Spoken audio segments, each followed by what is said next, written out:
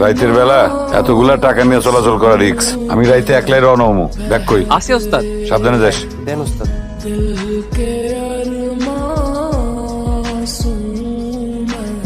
মামা একটা পান দেন, কাঁচা সুপারি, কয়েক কথা জর্দা বেশি দিন। একটা পান দিয়েন তো আমারে, কাঁচা সুপারি, খয়ের আর জর্দাও দিয়েন।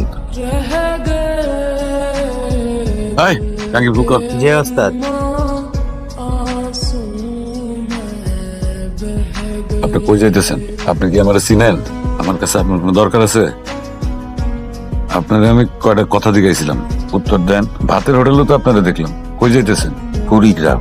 আপনারে আরেকটা কথা জিজ্ঞেস করি, আপনি এত তাড়াতাড়ি এখানে আইলেন কেমনে? মানে কিসে আইছেন? বাসে না অন্য কিছুতে, নাকি মাইক্রোটাইকোতে? এই আপনার দোকানে পানি আছে? আছে। 2 বোতল পানি রেডি রাখেন তো, বড় বোতল। একটা অ্যাম্বুলেন্স আসবে রোগী নিয়ে। কিসের অ্যাম্বুলেন্স? ওই অ্যাম্বুলেন্স আসতেছে রোগী নিয়ে, তাদের বড় 2 বোতল পানি লাগবে। আপনি কেমনে জানলেন? ভাই পানির বোতল আছে বড়? আছে। দুইটা দেন, তাড়াতাড়ি দেন। ভাই কত হয়েছে ভাই? 60 টাকা। এই ভাই কি হয়েছে? আমার চাচার অবস্থা ভালো না ভাই।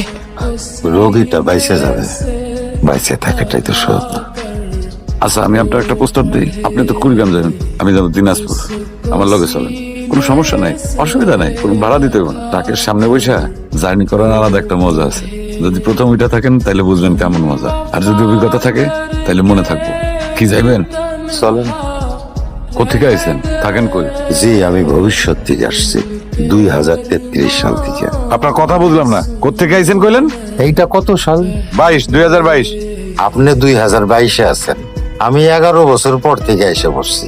আমার কথা মনে হয় আপনার বিশ্বাস করতে কষ্ট হচ্ছে। কষ্ট হওয়ার মতোই তো কথা কইতেছেন। আচ্ছা একটা সত্য কথা কোন তো, আপনি কি আমার টার্গেট করছেন? আপনি আমার চিনেন? চিনি আর চিনিও না, তবে আগামী 2 দিন আমি আপনার সাথে থাকবো। গাড়িটার স্পিড দেখছেন? কি স্পিডে ওভারটেক করলো গাড়িটা! এই গাড়িটা তো সামনে গিয়ে বিপদে পড়বে। মানে সকাল সকাল থাইমা যাবে আর কি, বেশি জোরে গেলে যা হয়। কইছে এই দুনিয়ায় 3 ধরনের টাউট আছে। খেলায় পড়া টাউট, নিজের দোষে টাউট, আর একটা হইলো মারফতি টাউট। তা আপনি হইলেন 2 নাম্বার আর 3 নাম্বারের মধ্যখানে আটকা পড়া টাউট। আপনার কথার মধ্যে গাপলা আছে, চরম গাপলা। আমি বুঝবার পারতাছি আপনি একটা উদ্দেশ্য লয়ে আইছেন, কিন্তু উদ্দেশ্যটা কি সেটা এখন পর্যন্ত ক্লিয়ার হইতে পারি নাই। আর সময় যাক, সময় গেলে পরে ক্লিয়ার হইতে পারবো, একদম পানির মতো। আপনি ভবিষ্যৎ থেকে আইছেন তাই না? জাদুকরি সব কথাবার্তা শোনেন, কোন উদ্দেশ্য ছাড়া কেউ এরকম জাদুকরি কথাবার্তা কয় না, বুঝছেন? কাল রাইতের ওই গাড়িটা না? আপনাকে একটা জরুরি কথা বলি সামাদ সাহেব, মনোযোগ দিয়ে শোনেন। আজকের থেকে ঠিক 2 দিন পরে, ঠিক 2 দিন পরে আপনি একটা ভয়ঙ্কর বিপদে পড়বেন।